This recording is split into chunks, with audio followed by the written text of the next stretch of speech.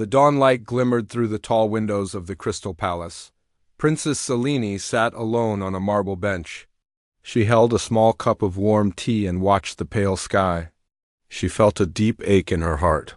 In this era, no one wanted a Barren. Princess Selene wondered if anyone would ever care for her beyond her royal title. Each morning, Selene followed the same routine. She rose early before the palace stirred. She washed her face in cold water and braided her ink-black hair. She dressed in a simple gown of white silk. The fabric felt smooth against her skin. She tied the sash at her waist and walked to the east balcony. She breathed in the cool air and listened to the soft wind. Below the balcony lay the grand hall. Its pillars reached for the sky. Each pillar glowed with a soft blue light. The floor was polished to a mirror shine. Portraits of past rulers lined the walls. Selene often paused before one painting of her mother. Her mother had been a strong queen. She had led Iridia through storms and wars. Selene missed her gentle voice and warm smile. As the sun rose higher, birds sang in the palace garden. Selene walked among pale flowers that bloomed under glass domes. She touched the petals with care. She whispered to them as if they could answer. "Will I ever find someone who sees me for who I am?" she asked the roses. They offered no reply. Later, Selene entered the audience chamber. She walked slowly down the center aisle. She wore a cloak of silver thread. Advisors and nobles sat in carved chairs at each side. They bowed their heads but spoke in hushed tones. Selene's heart tightened at their silence. She could feel their eyes on her back. They judged her for her Barreness. Today, a new suitor would arrive. Her father had invited an alien lord from a distant planet. The lord's name was Varric, a name Selene barely knew. She heard rumors about Varric's strength and lineage, but she also heard he would only marry for power. Selene did not believe in power. She wished for kindness. The doors of the chamber glided open. Selene stood tall. Varric entered with a slow, measured step. He wore armor of dark steel and a crimson sash. His eyes glowed faintly in the low light. He bowed before Selene. His armor clinked softly. Selene offered a polite nod. Varric spoke through an interpreter. His voice was cold and distant. He asked formal questions about the royal line and the kingdom's defenses. Selene answered each question with care. She spoke of her people's hope and their fields of pale grass.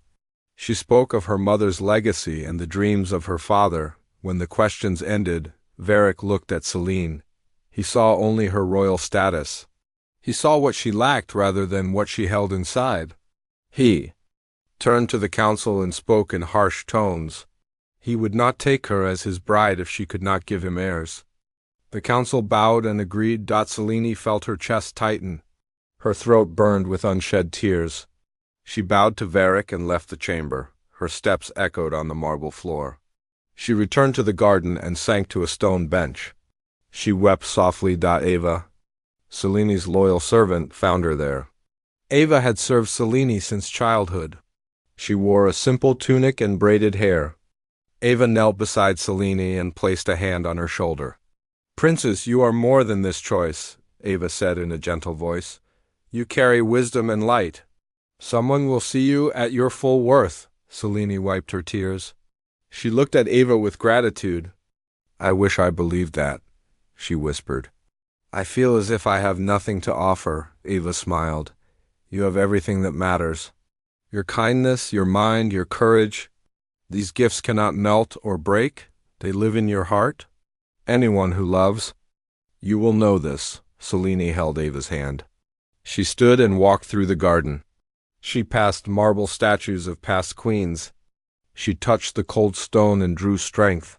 She felt a quiet promise in her heart. She would wait. She would hope. She would not lose faith in herself. As the day went on, Selene visited the throne room. She studied the ancient scrolls of law. She cleaned her father's sword and polished its blade. She practiced the language of distant planets. She learned the art of negotiation from the council's oldest advisor. Each small task gave her a sense of purpose. In the late afternoon, Selene climbed to the palace tower. She carried a small sketchbook and a pencil. She looked out over the city of Iridia. The domed skylights of the market caught the sun. Trading ships glided through the sky lanes. Selene sketched the golden fields beyond the city walls and the distant mountains of blue crystal dot as she drew. Selene's mind wandered. She imagined a simple life beyond duty. A small home with a garden of roses. A gentle companion who held her hand and told her stories. A child's laughter on a summer day. She smiled at the thought. Night fell, and the palace lit up like a field of stars. Selene stood by the tower window and watched the lights. She dressed in a soft robe and prepared for rest. Ava entered with a tray of fruit and warm milk. Selene ate slowly, letting each bite calm her mind. As Aval left, Selene closed her eyes and lay on her bed of white fur. The crystal walls glowed with a pale light. She breathed the cool night air and thought of tomorrow. Perhaps a new visitor would come. Perhaps no one would. But tomorrow she would rise and walk in the garden again. Tomorrow she would be herself. Selene drifted into sleep with one thought in her mind. She had hope. And hope, she knew, was stronger than any tradition. Soldier John Miller stepped from the transport pod and into the bright courtyard of the Crystal Palace. His uniform was crisp and simple. He carried a small satchel of personal items. He paused and looked up at the tall spires. They shone like jewels in the sunlight. John felt a mix of awe and nerves. As he walked toward the main gate, John saw Iridian guards in silver armor. They stood with straight backs and watchful eyes. One guard nodded at John. John returned the nod and spoke with a calm voice. I am Captain John Miller from Earth. I come in peace. The guard led John through a set of tall doors into the grand hall. The hall was vast. Sunlight passed through colored crystal panes and cast patterns on the polished floor. Portraits of rulers lined the walls. John felt the history in the air. At the far end of the hall, a group of nobles stood in silence. They watched John with cool expressions. John bowed respectfully and raised his hands in greeting. I am honored to meet you. I hope my stay will help build peace between our worlds. A female noble named Lady Myra stepped forward. She had pale skin and silver hair. Braided in an elegant style, she studied John with interest. Captain Miller, welcome to Iridia. Our people value strength and wisdom. We expect respect for our customs, John spoke calmly. I respect your ways and wish to learn. I hope to serve in any way that honors both our peoples. Myra nodded. She motioned for John to follow. They walked through a corridor decorated with tapestries showing Iridia's history. The walls told stories of exploration, great battles, and wise queens. John listened and asked questions. He learned of the struggles Iridia faced and the hope they placed in alliances. They reached the audience chamber. The chamber doors glided open. Inside, Princess Selene awaited. She stood near a wide window, looking out at the gardens. Her white gown flowed around her feet. When she noticed John, she turned and offered a small, polite smile. John bowed and introduced himself. His voice was warm and steady. Selene's eyes flicked to his hands. They were free of weapons. She relaxed slightly. Lady Myra spoke. Captain Miller will be our guest. He will stay in the visitor's wing and will join our council meetings. Please show him to his quarters, Ava. Ava stepped forward. She offered John a gentle smile. Captain Miller, I will guide you. Please follow me. John followed Ava through winding halls. He noticed small rooms filled with books and artifacts. The palace was more than a symbol of power. It was a place of learning and memory. Ava led John to a comfortable chamber. A soft bed with pale sheets filled one side. A desk and chair sat by the window. A view of the palace garden lay before them. Ava placed John's satchel on a table. She introduced him to the healer, who would care for his health, and to Alon, the cook, who would prepare his meals. After settling in, John asked Ava, May I see the garden now? Ava nodded. Yes, Captain, follow me. They walked along marble corridors until they reached a glass dome. Beneath the dome lay a garden of pale blue flowers. A cool mist drifted above the ground. John inhaled the scent of fresh petals. He felt Ava showed him the pond with silver fish that glowed faintly. She pointed to a tree with blue leaves. This tree is called the moon willow. It only grows in this palace. Its sap is used in healing potions. John knelt and touched the soft grass. He whispered, "It is beautiful." Ava smiled. "I will bring Selene if you wish. She often walks here at dawn." John hesitated. He did not want to impose. But he also wished to know the princess. He said, "I would be honored to meet her outside the council." Ava nodded and walked away. John stood and walked deeper into the garden. Later that afternoon, John returned to the audience chamber. Selena stood before the council table. She spoke with clear, calm words about the peace treaty and the need for trust. John watched how she carried herself. Her voice was gentle but firm. She earned respect with her honesty. After the meeting, John approached Selene. "Princess, you speak with wisdom." "I did not expect such clarity." Selene looked at John. She studied his face. She saw sincerity. She said, "Thank you, Captain Miller. I hope you find our council fair." John shook his head. "I have seen much in my life, but this council is different. You speak for your people with conviction. I admire that." Selene felt warmth at his words. She nodded and left the chamber. John watched her go. He felt something new in his chest. Curiosity and hope. That evening, John walked alone in the garden. He came to the pond and sat by its edge. He watched the fish glide beneath the surface. He thought of Earth's oceans and the soldiers he had served with. He missed home, but he felt a call to this place. He wanted to learn more. Ava found him and offered a cup of tea. She sat beside him. "How do you find Iridia?" John smiled.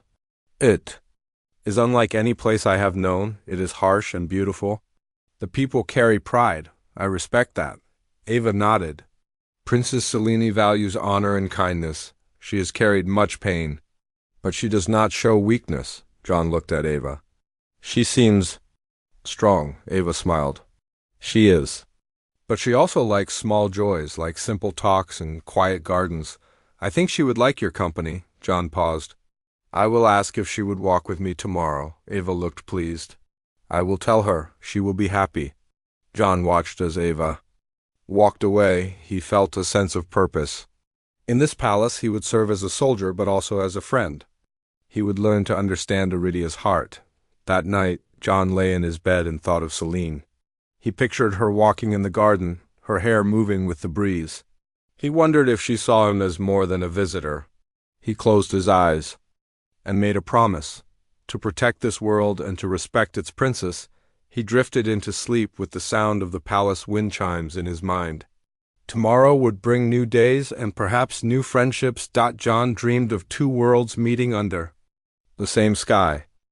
Morning light filled the palace garden as Selene walked along the marble path. She wore a pale blue gown and carried a cup of tea. Birds sang among the glass domes. She felt a calm peace. John Miller arrived at the garden gate. He wore his uniform and a soft smile. He held a small bouquet of pale flowers. He saw Selene pause and look toward him. He stepped forward and spoke in a gentle voice. "Good morning, Princess. I brought these for you." Selene took the flowers. She noted their pale petals matched her gown. She smiled warmly. "Thank you, Captain. They are beautiful." John bowed his head. "I learned these grow only in this garden. I thought you might like them." They walked together along the path. The palace dome reflected the sun. Selene led John to a marble bench near the pond. They sat and watched silver fish gliding in the water. Selene spoke first. "You are kind to remember the flowers. Most visitors do not notice such things." John studied her face. "I have seen many gardens, Princess, but this one is special. It is quiet and it feels alive." Selene nodded. "This garden helped my mother think when she led our people. She said nature calms the heart." John listened and asked, "What did your mother tell you about courage?" Selene folded a flower petal between her fingers. She paused before answering. She said, "Courage is not the absence of fear. It is acting despite fear. I have been afraid many times, but I keep trying." John admired her honesty. He replied, "That is true strength. I know fear in battle, but I fight because I believe in protecting." Selene turned to John. You protect more than walls, Captain. You protect hope, and that is rare. John felt warmth in his chest. He looked away. I want to learn more about Iridia. Will you teach me? Selene smiled. I will, but only if you teach me about Earth. John nodded eagerly. It is a deal. Tomorrow I will bring stories of home. They rose and walked through the garden. They passed the moon willow and paused beside it. John traced the smooth bark. He said, On Earth we have trees like this in forests. I will show you pictures. Selene listened with interest. She felt a growing connection. She remembered Ava's words, someone will see her worth. Perhaps John was that someone. Over the next days, John and Selene met in the garden each morning. They shared tea and stories. Selene taught John to read ancient glyphs in the scrolls. John showed Selene Earth, language and holoprojections. They laughed when he mispronounced words and when she misinterpreted Earth jokes. One day, Selene invited John to the kitchen. Ilan, the cook, showed them how to make fruit tarts. John mixed berry paste while Selene arranged slices of pale fruit. They tasted the tart and smiled at the sweet flavor. On another day, Selene asked John to spar in the training yard. She wore lightweight armor. She practiced sword moves taught by her father. John guided her stance and offered tips. She grew more confident with each swing. John watched with pride. As the sun set, John and Selene stood on the tower balcony. The city lights sparkled below. John said softly, I am glad I came here. I never thought I would find a friend in a palace. Selene looked at him. I never thought someone would see me as more than a princess. You have shown me kindness and respect. John reached for Selene's hand. She felt his warm skin. She held his hand gently. They stood in silence, two worlds meeting. Later, Selene confided in Ava. Captain Miller cares for me. But I fear what others will say. Ava nodded. They will speak. But your heart knows the truth. You are not alone. Selene smiled. She felt hope grow like a flower in her chest. In the palace chambers, nobles whispered about the human and the princes. Some disapproved, others watched with curiosity. Selene heard their words but held her head high. John stayed by her side. He defended her honor in brief council meetings. He spoke of her wisdom and courage. The nobles paused and listened. As days passed, a quiet change began. More people smiled at Selene. Children waved when she passed. Palace guards bowed with warmth instead of formality. Selene and John walked in the garden hand in hand. They watched the flowers sway. Selene realized she was no longer lonely. She had a friend who saw her heart. In John's heart, a new feeling blossomed. He cared for Selene more than he expected. He wondered what the future held. The bond between princes and soldier grew stronger each day. And in their friendship lay the promise of something greater. 1 week after John arrived, the palace felt a shift. Nobles whispered in corridors and exchanged worried glances. They watched Selene and John walk together in the garden. Some saw friendship, others saw a threat to tradition. Lady Myra spoke to Selene in the council chamber. She wore a fur-trimmed robe and spoke with care. Princes, the rumors grow? Some nobles believe a human prince will weaken our line. Selene looked down at the council table. She rested her hands on the polished surface.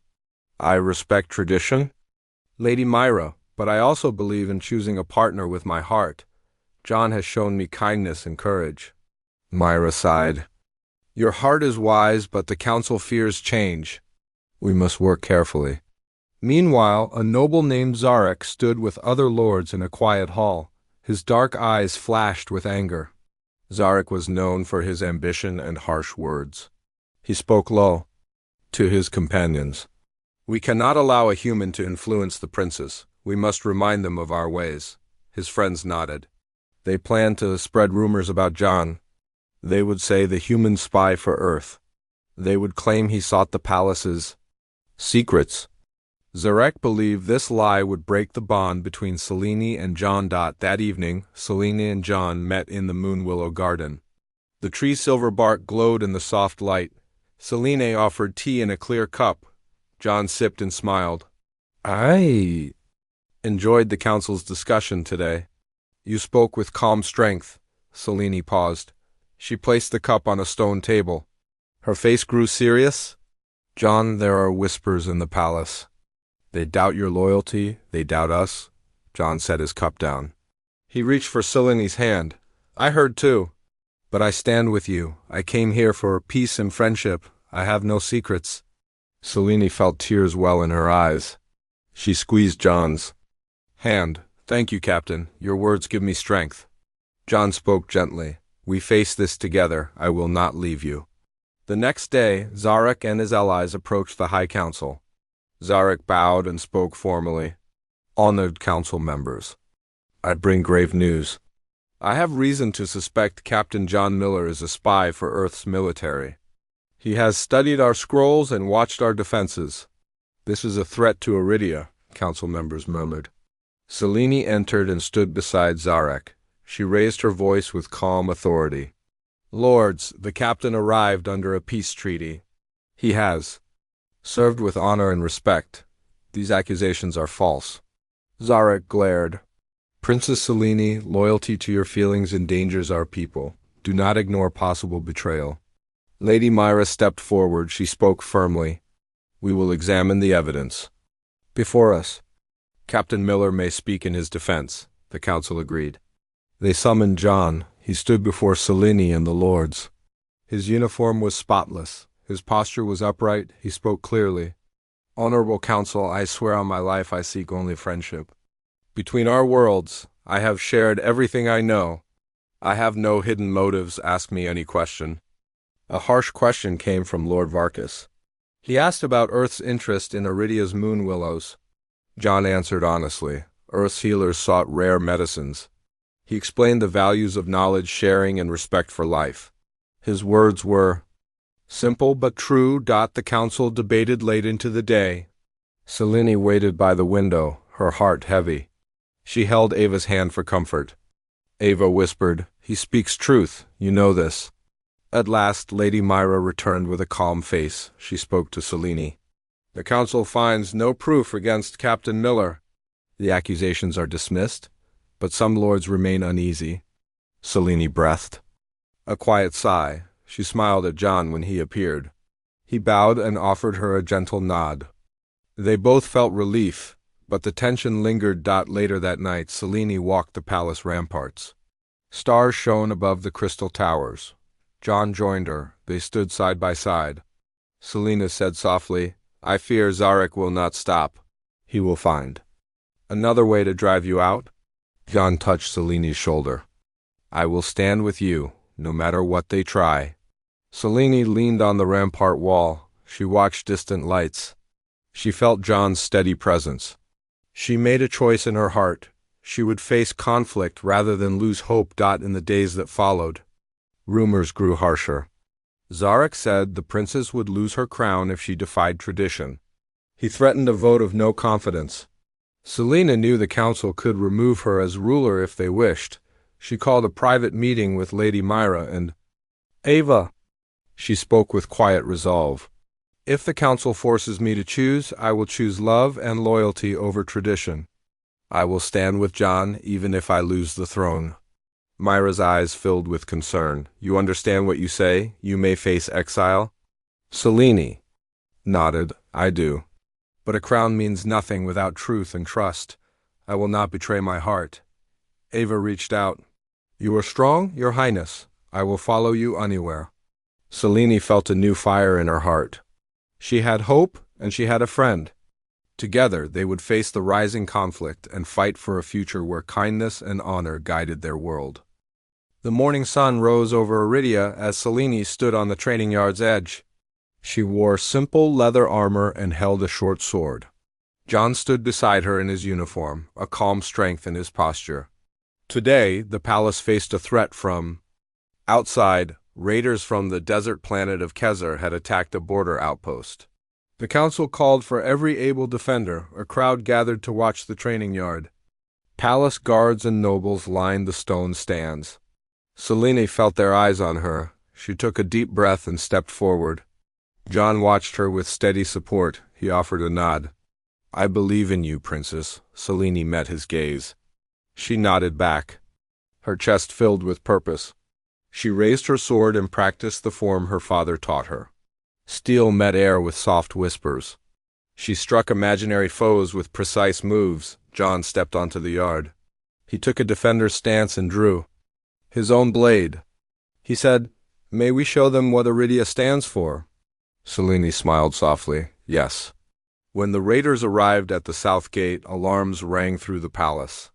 They rode tall beasts and wielded curved blades.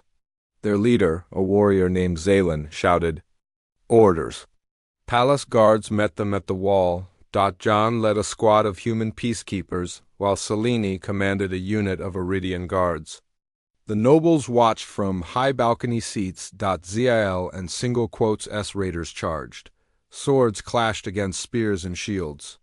Dust rose under the feet of horses and beasts. Selene stood on the front line, her sword gleaming. She fought with skill and calm. Focus. Each movement saved a guard or disarmed an enemy. John entered the fray. He fought beside Selene's guards. He blocked an enemy blow and struck with his sword. He protected a wounded guard and helped him to safety. The crowd below gasped at his bravery. Selene noticed John's presence. She felt a surge of pride and determination. She pressed forward, rallying her troops. She shouted clear orders. Her voice carried above the clash of metal. Zil and saw Selene and aimed for her. He charged with raised blade. Selene met his strike. Steel rang as swords collided. Selene stood firm and sidestepped. She kicked at Zalen's leg and disarmed him. He dropped to his knees. John ran to Selene's side and guarded her back.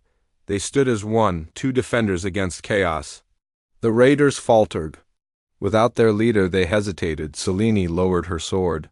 She spoke loudly, addressing the raiders. "Leave our land and return to Kezer. We show mercy to those who surrender. We protect our home with strength and honor." Zalen bowed his head. His warriors dropped their weapons. The siege ended. The nobles and guards cheered.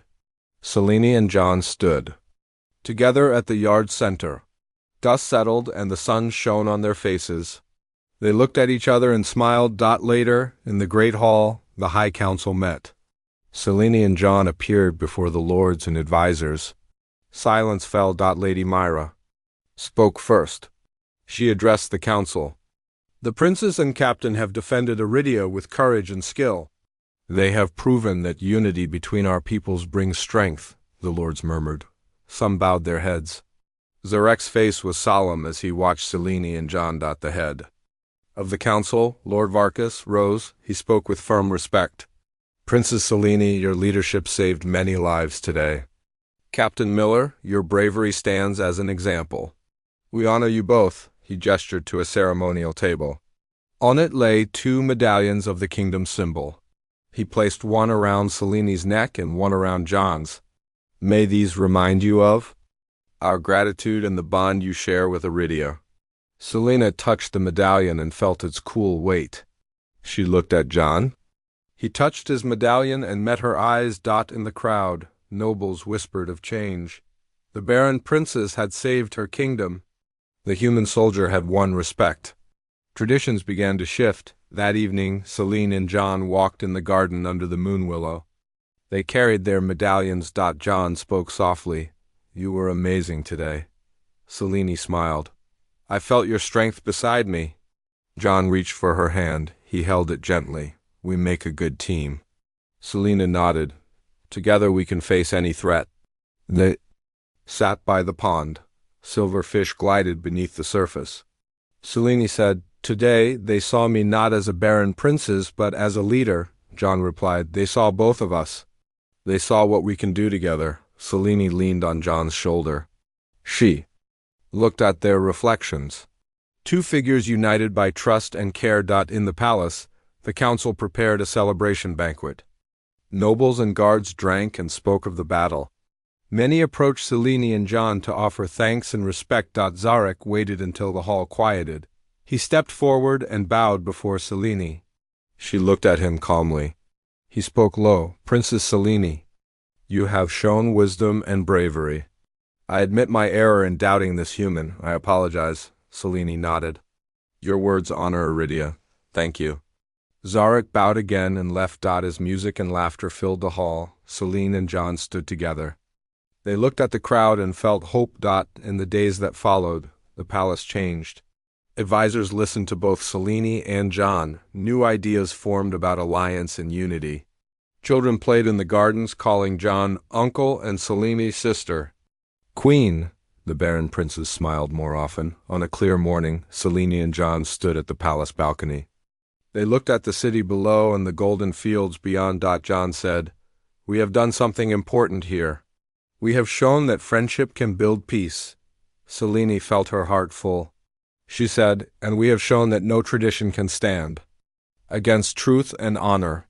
They raised their hands in a silent vow to protect this new era together, and in their hearts, they knew their bond would guide Iridia and humanity toward a brighter future. The High Council Hall glowed with pale light as Princess Selene and Captain John Miller entered side by side. Lords and advisors lined the sides of the hall. They watched in silence. Today was the day the council would decide the future of Iridia. Selene wore a simple gown of silver blue. Her hair was braided with small moon willow petals. She carried herself with calm grace.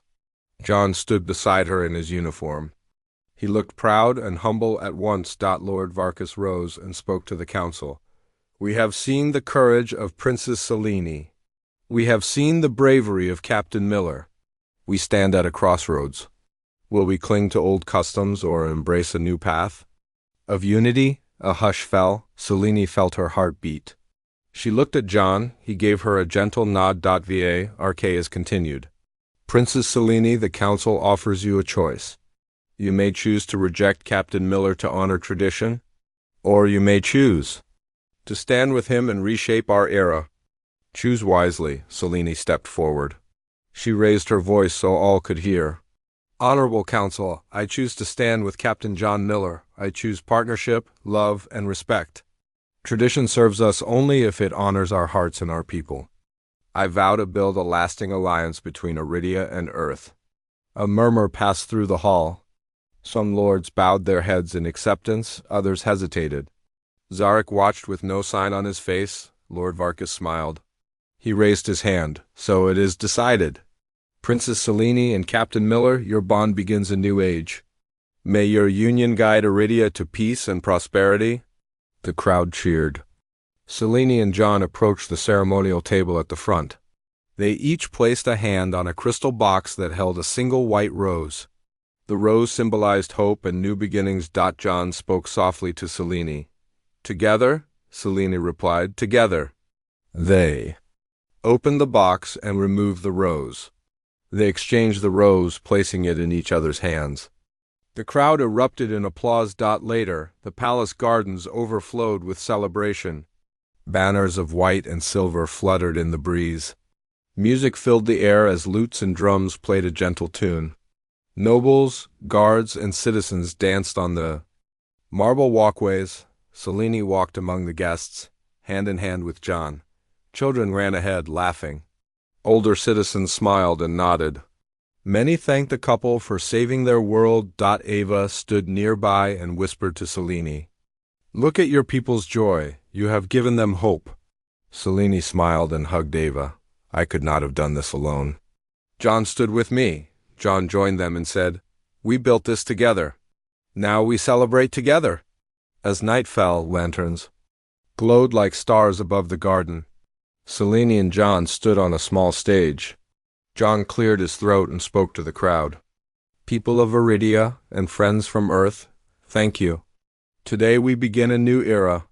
Let us stand together with courage and kindness. May our bond shine like these lanterns in the sky." He paused as cheers rose. Selene took the stage. She spoke with calm warmth. "Our worlds are different, but our hopes are the same. We all seek peace, love, and a place to belong. I vow to lead with my heart and mind. I vow to stand with John and all of you." The crowd cheered louder. Fireworks glowed in the sky above crystal towers. After the celebration, Selene and John walked to the palace tower. They looked at the night sky. John held Seleni's hand. John said, "This is only the beginning. Our journey will bring challenges, but with you by my side, I am ready." Selene looked at him with gratitude. "With you, I have hope." They kissed softly. Under the moon willow light. In the days after, Iridia became a beacon of unity. Ambassadors from Earth came to live in the palace. Trade ships arrived with goods and knowledge. Artists, scholars, and healers shared their skills. The Barren Princess was no more. Selene became a symbol of hope. John served as envoy to Earth and as a leader in the palace guard. He walked with Selene through gardens and halls. They made decisions together and listened to their people. Years passed. Selene and John married in a simple ceremony under the moon willow tree. No grand title mattered more than their love. Their people celebrated with them. They stood together as partners and rulers. Hand in hand, they faced each dawn with hope. And so a new era began on Iridia, an era of unity, respect, and love that would shape generations to come.